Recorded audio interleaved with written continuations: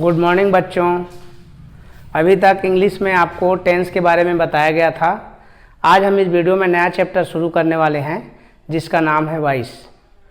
Voice का मतलब होता है वाच्य। वाच्य को अगर सरल भाषा में हम समझें तो उसका मतलब होता है अपना मत या आवाज़। तो ये जो आवाज़ है हमारी दो तरीक़ा से होती है, जिसको हम एक्टिव वॉइस बोलते हैं, दूसरे को पैसिव वॉइस बोलते हैं। एक्टिव वॉइस में क्या होता है? एक्टिव वॉइस में कर्ता द्वारा कुछ कार्य किया जाता है और पैसिव वॉइस में क्या किया जाता है? इसमें किसी अन्य व्यक्ति या वस्तु पर किसी अन्य व्यक्ति या वस्तु द्वारा कुछ कार्य किया जाता है। इसे हम पैसिव वॉइस कहेंगे।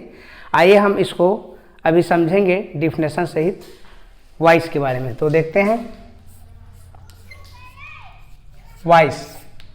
वॉइस को हिंदी में वाच्य बोलते हैं और इसको आप सरल शब्द में अपना मत भी कह सकते हैं। और ये मत जो है दो तरीक़ा से होता है। पहला आपका होता है एक्टिव वॉइस। तो जो एक्टिव वॉइस होता है वो क्या चीज़ है? इसमें कर्ता द्वारा कुछ कार्य किया जाता है। A person denoted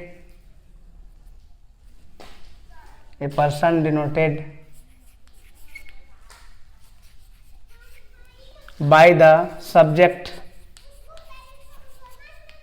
is said to do something। इसमें कर्ता द्वारा कुछ कहा जाता है, कुछ कार्य किया जाता है। जैसे आप एग्जाम्पल देखेंगे, आई ईट ए मैंगो। यह आपका एक्टिव वॉइस है क्योंकि इसमें कर्ता द्वारा कुछ कार्य किया जा रहा है। आई ईट ए मैंगो, जैसे कि मैं आम खाता हूँ। फिर से आप देखेंगे इसकी डिफिनेशन क्या है? ए पर्सन डिनोटेड, वाक्य व्यक्ति पर निहित रहता है। बाय द सब्जेक्ट, सब्जेक्ट के द्वारा। इज सेड टू डू, कुछ कहा जाता है, कुछ किया जाता है। उसको हम लोग क्या कहेंगे? एक्टिव वॉइस कहेंगे। जैसे आई ईट ए मैंगो, मैं आम खाता हूँ। इस तरह से होता है। जैसे पैसिव वॉइस में क्या होता है? पैसिव वॉइस देखते हैं। पैसिव वॉइस में क्या होता है? किसी अन्य व्यक्ति वस्तु पर किसी अन्य व्यक्ति वस्तु द्वारा कुछ किया जाता है। उसका डिफिनेशन लिखा देते हैं, कैसे है? In this voice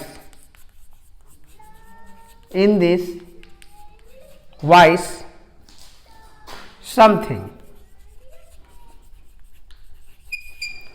in this voice something object, इधर लिख देते हैं। in this voice something done by another person or object on a person और थिंग्स।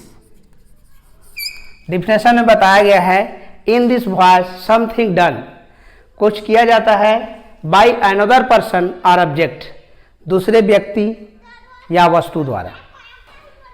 दूसरे व्यक्ति या वस्तु पर कुछ किया जाता है।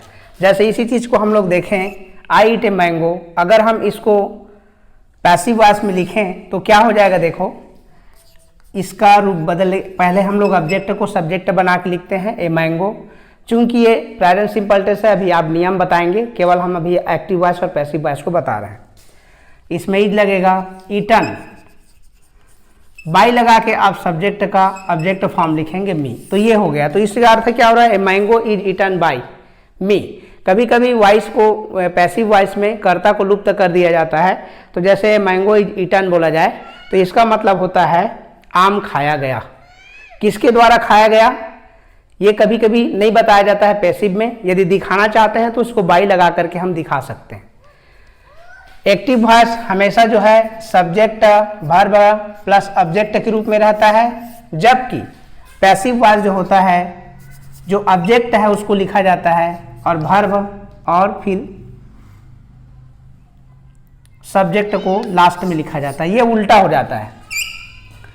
इसमें हमने देखा कि एक्टिव वॉइस में क्या होता है, तो इसमें कर्ता द्वारा कुछ कार्य किया जाता है, कोई भी वाक्य जो है कर्ता पर निहित रहता है। पैसिव वॉइस में क्या किया जाता है, या तो कर्ता लुप्त रहता है या उसको बाई लगा के कर्ता को दिखा दिया जाता है।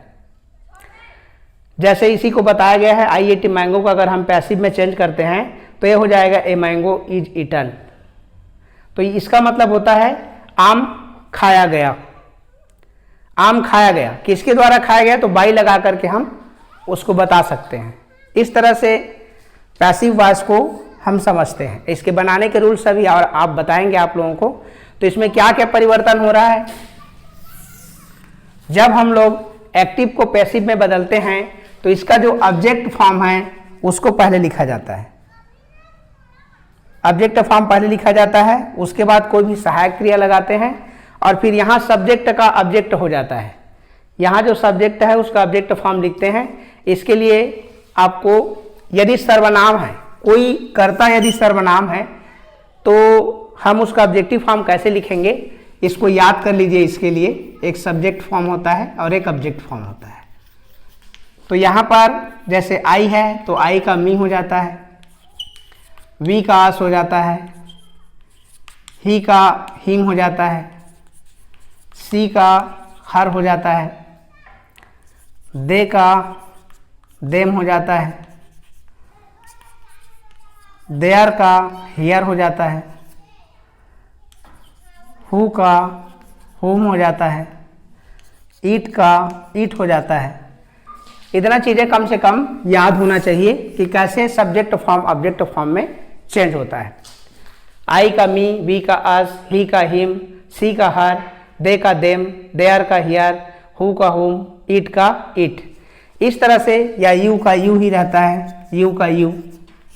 इस तरह से सब्जेक्ट फॉर्म को हम ऑब्जेक्ट फॉर्म में यहाँ पर लिखते हैं। तो देख लीजिए वॉइस क्या होता है, एक वाच्य होता है, एक मत होता है कहना चाहिए एक प्रकार से। मत को हम दो तरीका से यहाँ पर एक्टिव पैसिव वॉइस के रूप में या पैसिव वॉइस के रूप में पेश करते हैं। जो है आई ईट ए मैंगो, ये बता रहा है कि मैं आम खाता हूँ, उसी को पैसिव वॉइस के रूप में दूसरे को बता रहा है। तो ये मैंगो इज ईटन बाय मी, कि मेरे द्वारा आम खाया गया, इस तरह से बता रहा है।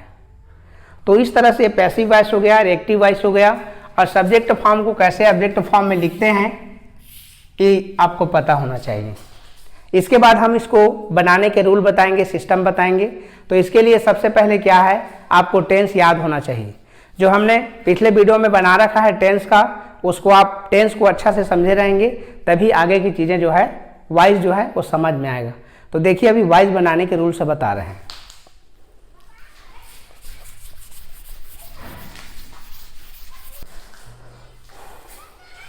देखिए यहाँ पर क्या है, जैसे आपको टेंस के अनुसार वॉइस कैसे चेंज होता है उसके बारे में बताएंगे। यहाँ पर एक टेबल के माध्यम से मैं टेबल बना रहा हूँ। यदि कोई टेंस जो है प्रेजेंट सिंपल टेंस में रहता है या पास्ट सिंपल टेंस में रहता है या फ्यूचर सिंपल टेंस में रहता है, तो जब उसका वॉइस चेंज करते समझते हैं टेंस है। और उसके बाद इसमें जो सहायक क्रिया लगता है हेल्पिंग वर्ब, जो सहायक क्रिया लगता है फर्स्ट के लिए इज, एम या आर का उपयोग करते हैं हेल्पिंग वर्ब। पास्ट में रहेगा तो वाज या वेयर हेल्पिंग वर्ब इस्तेमाल करते हैं। फ्यूचर में रहेगा तो शैल बी या विल बी का इस्तेमाल करते हैं। और क्रिया का थर्ड फॉर्म ही रहता है, क्रिया का third form helping verb plus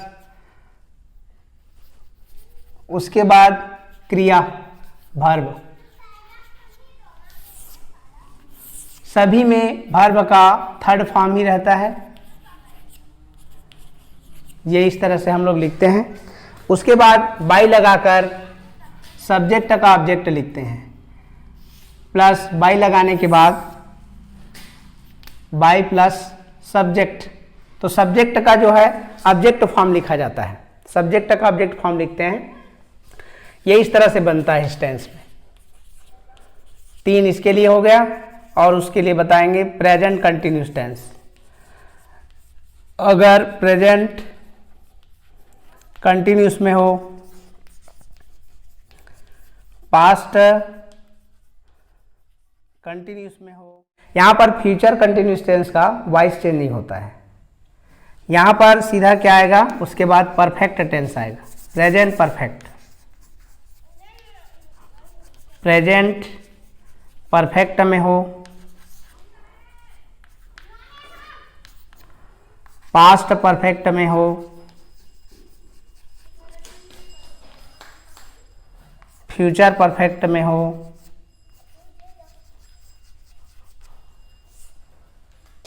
ये 8 क्रिया रूप का टेंस के अनुसार वॉइस चेंज। टेंस के अनुसार वॉइस चेंज कैसे होता है, ये इसके लिए टेबल है। तो जब कोई टेंस प्रेजेंट सिंपल में हो तो सहायक क्रिया लगता है is am are, past simple में हो तो वास वेयर लगता है, फ्यूचर सिंपल में हो तो शैल बी और विल बी लगता है, और जब प्रेजेंट कंटिन्यूस टेंस में हो तो इसमें इज, एम या आर के साथ में बेइंग जुड़ जाता है, और सब में वर्ब का थर्ड फॉर्म सब में रहेगा, और सब में बाय प्लस सब्जेक्ट का ऑब्जेक्ट फॉर्म लिखा जाएगा। पास्ट कंटिन्यूस टेंस में रहेगा तो वास या वेयर के साथ में बेइंग जुड़ जाएगा। प्रेजेंट परफेक्ट में रहेगा तो इसमें सहायक क्रिया हैव बीन या हैज बीन। पास्ट परफेक्ट में रहेगा तो सहायक क्रिया हैड बीन। फ्यूचर परफेक्ट में रहेगा तो will have been, shall have been लगेगा, विल हैव बीन या शैल हैव बीन। इसका थर्ड फॉर्म, इसमें भी क्रिया का थर्ड फॉर्म, इसमें क्रिया का थर्ड फॉर्म, इसमें क्रिया का थर्ड फॉर्म, और सब में यही नियम लागू होगा। यदि आपको टेंस अच्छा से याद है, यदि आपको टेंस पहचानना आ रहा है, तो आप आसानी से इस नियम के द्वारा टेंस के अनुसार आने वाले जो भी सेंटेंस रहेंगे उसका आप पैसिव वॉइस चेंज कर सकते हैं एकदम आसानी से। तो ये जो टेबल है उसको आप बढ़िया से स्क्रीनशॉट मार करके आप उसको नोट करिए और याद करिए। उसके बाद आपको वॉइस जो है अच्छी से समझ में आएगा जब हम आगे क्रियाकलाप बताएंगे, वॉइस जब बनाना सिखाएंगे। जैसे एग्जाम्पल के लिए 1-2 अभी बता देते हैं, उसके बाद इसको साफ करेंगे। जो बच्चे स्क्रीनशॉट लेना चाहते हैं ले सकते हैं।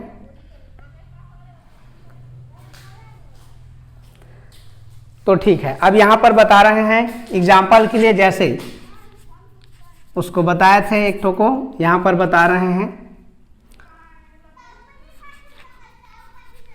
I take a coffee,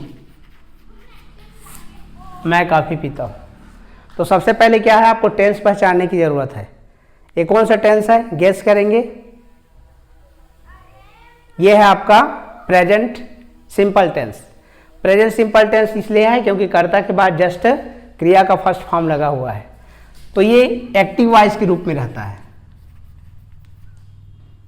active के रूप में रहता है। जब इसको हम पैसिव में बदलेंगे तो इसके लिए क्या करना पड़ेगा, तो पैसिव में लिखने के लिए हमें ऑब्जेक्ट को सब्जेक्ट बनाकर लिखना पड़ता है, ये कॉफी। उसके बाद चूंकि आप देख रहे हैं कि प्रेजेंट सिंपल टेंस है, सहायक क्रिया क्या लगाना है, इज एम आर। तो यहाँ पर कॉफी सिंगुलर नंबर है इसलिए आप इज का इस्तेमाल करेंगे, कॉफी इज। उसके बाद वर्ब का थर्ड फॉर्म है तो इसमें टेक है, टेक टू टेकन, इसका थर्ड फॉर्म हो जाएगा taken. A coffee is taken, चाय पिया गया है। तो यहाँ पर बाई लगा करके सब्जेक्ट को भी दिखा सकते हैं। आई, आई का ऑब्जेक्ट फॉर्म आपको लिखाया गया था, आई का ऑब्जेक्टिव फॉर्म क्या होता है, मी। इस तरह से बनाएंगे। यदि आपको इस तरह से रूल्स याद रहेंगे तो सभी टेंस को आप आसानी से बना सकते हैं। तो सबसे पहले आपको टेंस अच्छा से पहचानने आना चाहिए। अगर इंग्लिश में लिखा है तो हम उसको कैसे पहचाने। जैसे यहाँ पर एक और एग्जांपल देते हैं, राम किल्ड द रावण। अब इसको पहचानना है कि कौन सा टेंस है। अभी एक्टिव वॉइस में है ये, इसको हमें पैसिव चेंज करना है। राम किल्ड द रावण, तो यहां पर जो ऑब्जेक्ट है उसको सब्जेक्ट बना करके लिखेंगे, ये हो जाएगा द रावण।